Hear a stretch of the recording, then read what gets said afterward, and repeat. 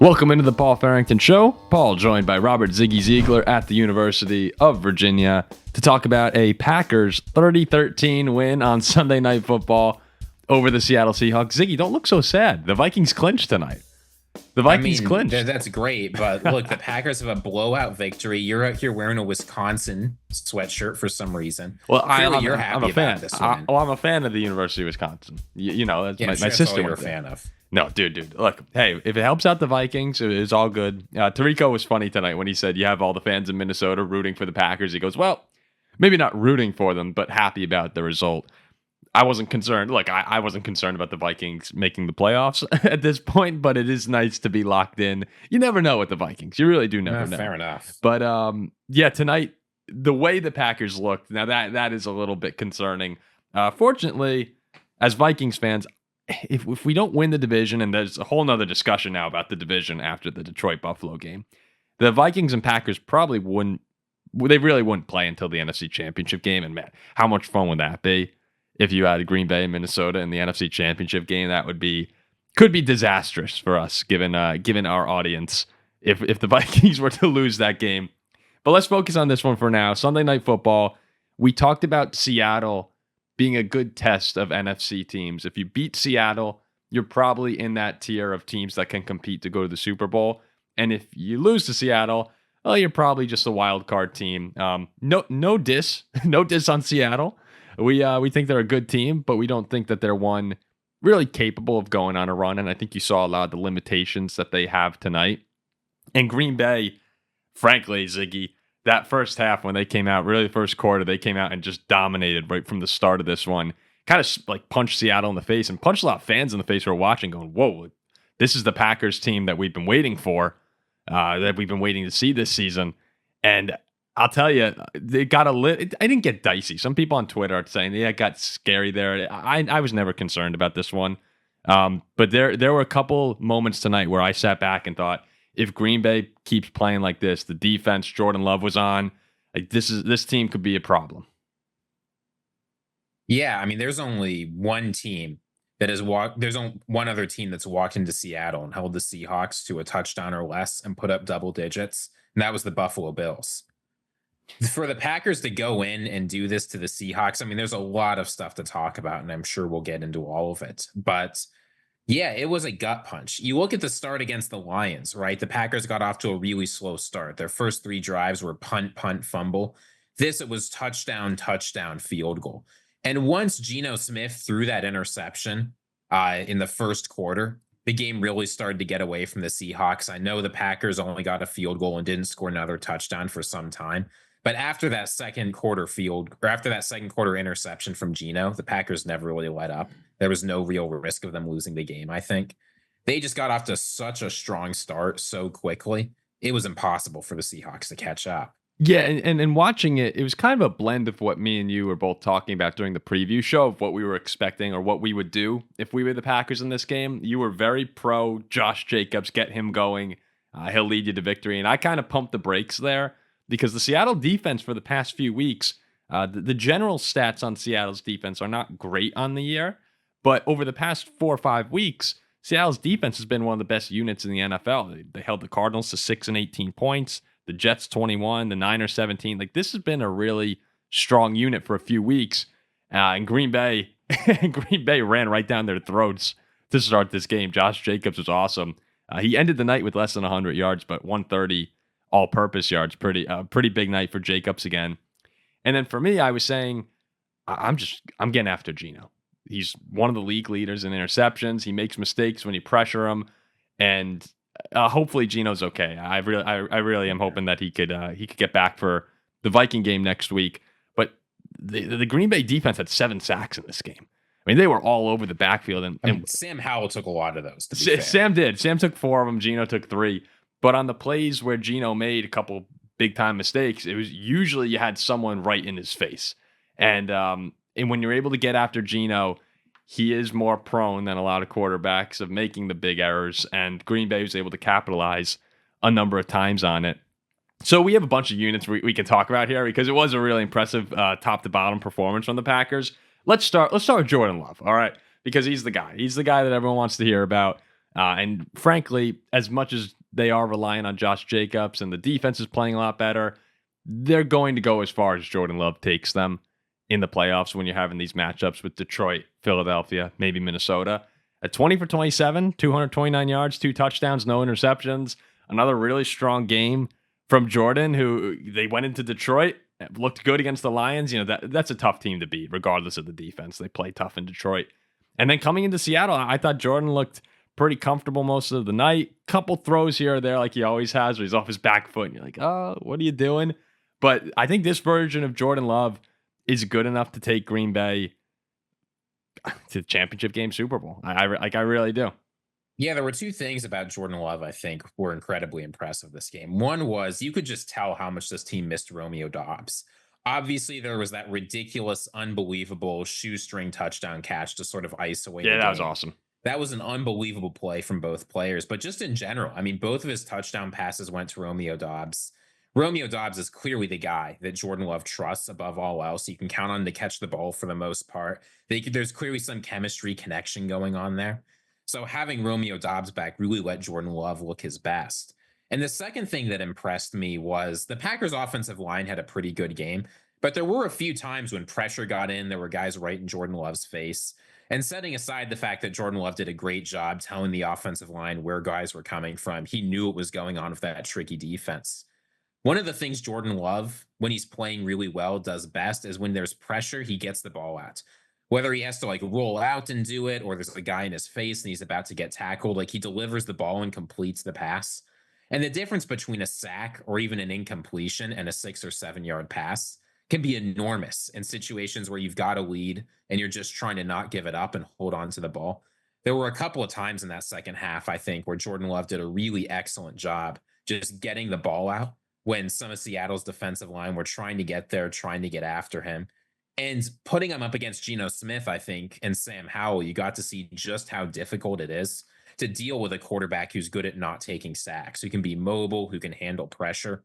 And that, I think, played a huge part.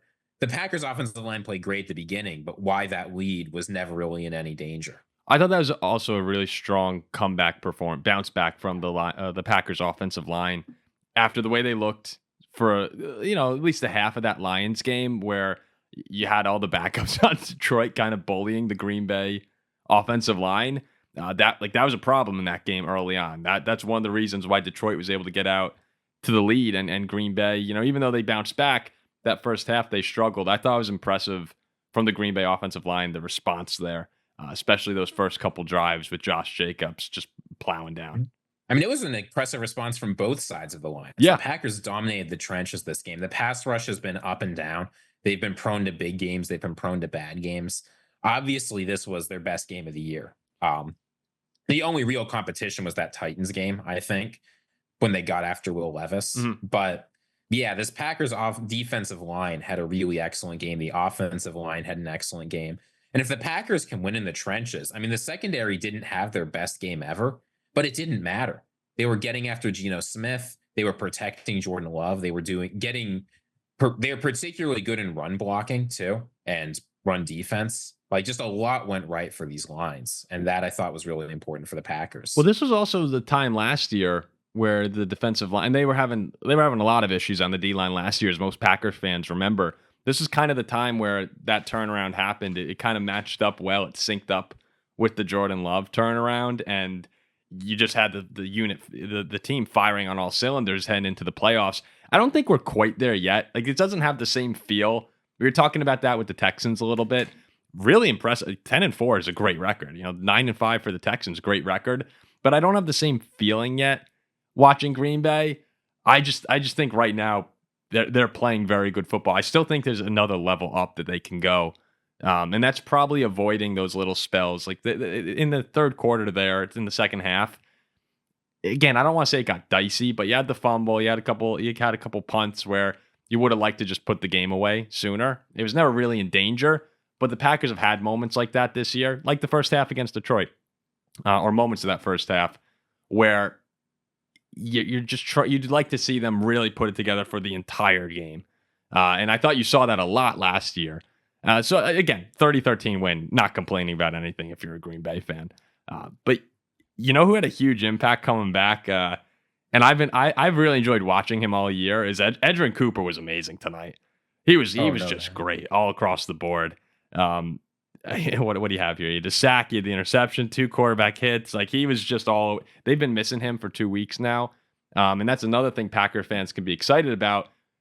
Hopefully Jair will be back soon. I don't know what's going on there. That's just a weird situation.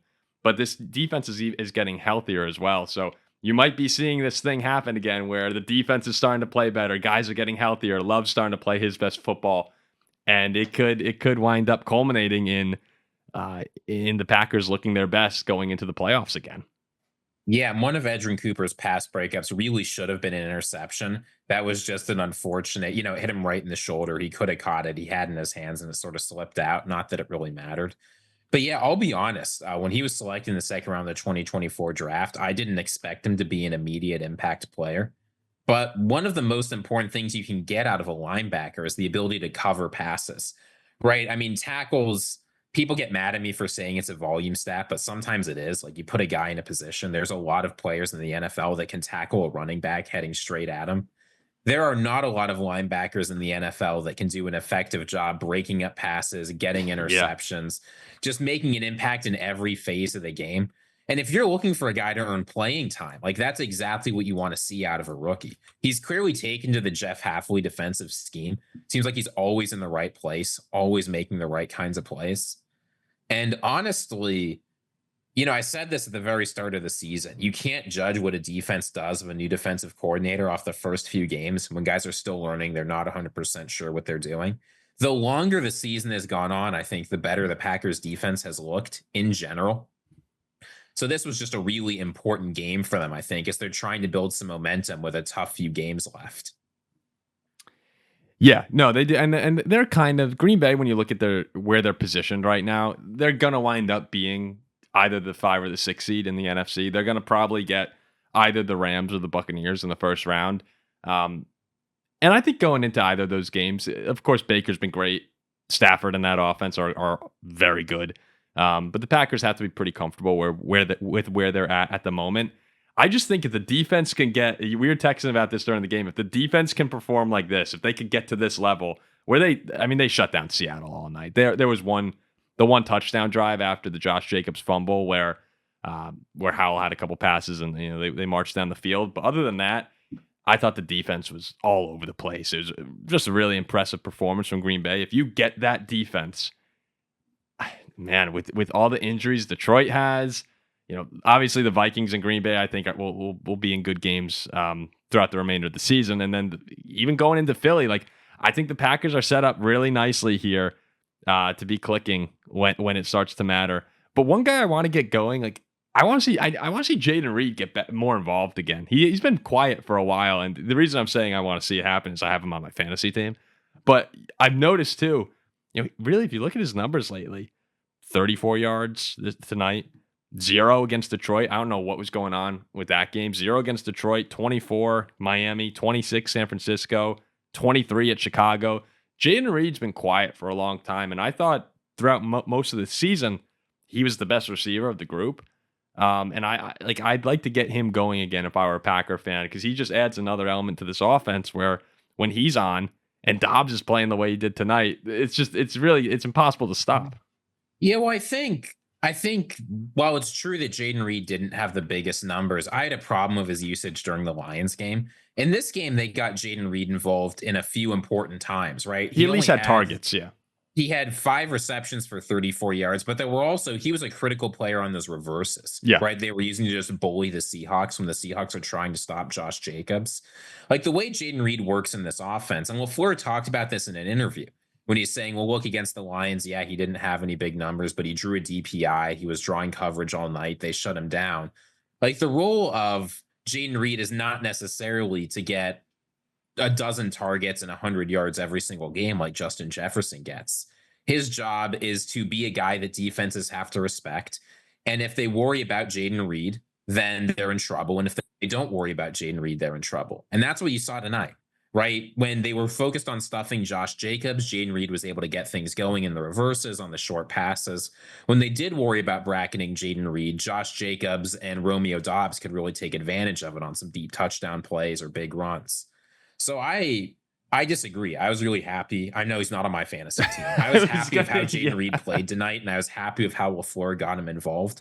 I thought even though the numbers don't show it, it was a great bounce back game after they weren't able to do anything with him against Detroit. That's really funny. I was going to say that, like, great analysis, Ziggy, right there. That's a great breakdown on how Jaden Reed fits into the Packer offense. But it's like seven fantasy points, and it's also correct. Like let me get one thing clear. You're right. That's the best way you use Jaden Reed is get him involved, open things up. There's so many playmakers on this offense. Like that's what we talked about the whole season. I'm just a greedy fantasy owner. I'm just looking at the game going, come on, give me a touchdown, man. Like give me something here. After it was a stretch enough to have a Packer player on my roster, but then to have him kind of be slumping here has bummed me out. But no, Jaden Reed, I would as a fantasy owner like to see you get in the end zone once or twice here. So let's talk about Seattle a little bit. Obviously, the big concern is going to be what's going on with Geno Smith's knee. He looked pretty bummed out on the sideline. It was disappointing to see that. Geno's just got such a great comeback story, and even though I do believe that Seattle's limited with him at quarterback, he has been very good for that franchise, who's kind of in a weird spot after Russell Wilson left. So they actually dropped out of the playoff picture tonight. The Rams are now in their spot. They have the Vikings next week, and what becomes a pretty big game. And if Geno's out, I mean, look, Sam Howell, he's a backup. A sack machine. Yeah, he's a sack machine. He's a backup for a reason. Like, I just don't think you're seeing this team in the playoffs as Sam Howell is leading the way. But they get the Rams in the last game of the season. That could ultimately wind up being for the division. It's just all a matter of whether or not Geno can get back. But this is the problem with Seattle, and this is why, frankly, going forward, I think you do need to start looking at different options. Is you can beat the Cardinals, you can beat the Jets, you could beat the injured 49ers. They're good enough to do that with Geno Smith. But then when you play the teams like the Bills, like the Packers, pretty consistently, it's sort of like when you're watching the Dolphins play. Pretty consistently, when they play the best teams in the league, they are going to lose. And half of those losses are ugly losses.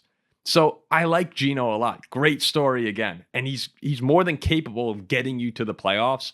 But what's your ceiling? You know, the point of football is to win the Super Bowl. It's not to get to the playoffs. It's nice to get to the playoffs, but you're trying to win the trophy. And there might be GMs out there who disagree, who are saying, like, you know what, the best chance we have to make the playoffs is with Geno Smith right now, and you never know. Sure. But I feel like I know what your ceiling is at this point in time. We'll see what happens with Geno. I think he's going into his final year of the 3-year contract next season. Yeah, but they can move off of him if they wanted to at basically no cost. It's not guaranteed. And, you know, I feel like a jerk if I'm just sitting here saying, you know, move on from Geno. But I think the day he bangs up his knee. Yeah, the day he bangs up his knee too. But the way I view it is, hey, I think it's time for them to get a fresh start. And it's also kind of crazy me saying this when they're leading the division. But I really they're do not think leading the division. Sorry, not anymore. That's but part of the problem. I really think that this franchise kind of needs to just get rejuvenated, and they have a lot of young talent there. So it's not a bad time to start that process now, as opposed to waiting with Geno a bit. You might miss out on some primes of the younger primes of some players. But Geno can still, Geno could go fill the void for another team, kind of do what he did with Seattle. And he might not like that, but I think he's better suited for that pre-rebuild era. Well, I mean, since we're talking about the Packers, if you're the Seahawks, I don't know if there's a quarterback you like. There's not a lot of quarterbacks people are thrilled about in next year's draft. But as we saw this year, right? And in the years past, sometimes those guys that drop down and aren't taken first can be very, very good, right? Like Bo Nix. No, he was at the top of nobody's draft board. No, I don't care what Sean Payton says. He was not the number one quarterback in the draft, but he's playing very, very well. Like, we're talking about the Packers, so we can say this. Leave Geno around for a year. Let him play football. You can be competitive for the postseason if you want, and just draft your quarterback of the future. If there's a guy they like, I guarantee you the Seahawks will be scouting every quarterback in the draft this year. Yeah, and they need to. They need to. And if Geno's there next season, that's fine. You just need to have your guy you need to start this process of moving on to the next guy because you're not going to win with what you have right now. No, and it's the Seahawks have always sort of been in a weird spot. I think of that Leonard Williams trade last year where they gave up a ton of draft capital to try and make a Super Bowl push when it seemed to me and a lot of observers like they just weren't there. So I don't really know what to make of this team. But you can see the difference between like when the really good teams have come to Seattle, the teams that might be Super Bowl contenders, right? When the Bills have come to Seattle, when the Packers have come to Seattle, when the Seahawks have gone to Detroit. Like there's just a gap between them and the best teams, and you see it year in, year out, every year. This team can't win a Super Bowl. They might not even be able to win more than one playoff game. And I don't know. I agree with you that the future is not there and they should start looking to someone new. But right now, their mind's on the Minnesota game and hoping that even though Geno's knee looks like it's structurally okay, he can be well enough to play. Yeah, this is where karma's going to come back and bite me in the ass because now that I'm saying that Seattle can't beat good teams. Yeah, now that I'm saying Seattle can't beat good teams, Kenneth Walker will come back. Geno will be healthy. He'll be ready to go, and he's just going to beat down on us next week in Seattle, which is actually another really big game for the Vikings now with the Lions losing to Buffalo. For Packers fans, it's tough at this point. If you had beat Detroit, can you imagine where we'd be right now if Green Bay had beat Detroit? 11-3. We'd be 11-2. The Lions would be 12-2 with complicated tiebreakers. Yeah, it's 12-2. Well, the Lions would be 11-3 if they had lost to the Packers. Right. It'd be 3. It would have been been so much fun seeing how this thing went over the next few weeks here if Green Bay had won that game. But since they didn't, and you didn't, unfortunately, Packers fans, they're probably out of the division race. But now Minnesota, they got to just keep track with Detroit, who it's important to remember, Detroit owns all the tiebreakers. So the Vikings can't be one game back at Detroit going into that game in week 18, or they won't be able to catch them. That's just how it's going to go. So they need to match Detroit over these next 2 weeks to have that would be a great showdown in Detroit. Probably get Flex in the Sunday Night Football for the NFC North, and probably it would be for the 1 seed if they both win their next 2 games and Minnesota can beat Chicago tomorrow night. But again, since this is a Packers Seahawks reaction, we won't get too into that for the time being, and we can finish up here. Last couple things on the Packers. Let me just go back to the box score here. I'm looking at everyone's numbers. So 30-13. Green Bay takes down Seattle, Sunday Night Football. Jordan Love, another impressive performance. Packers offense, Ziggy, scored 30 or more points in 4 straight games now. No, the offense is here. It's ready to play. Mm-hmm. We've been waiting all season for it to come online. And they've scored some of those points against good defenses. Like the Seahawks defense is solid. The Lions defense, I know it can be up or down, but it's not terrible. The 49ers defense is certainly not terrible.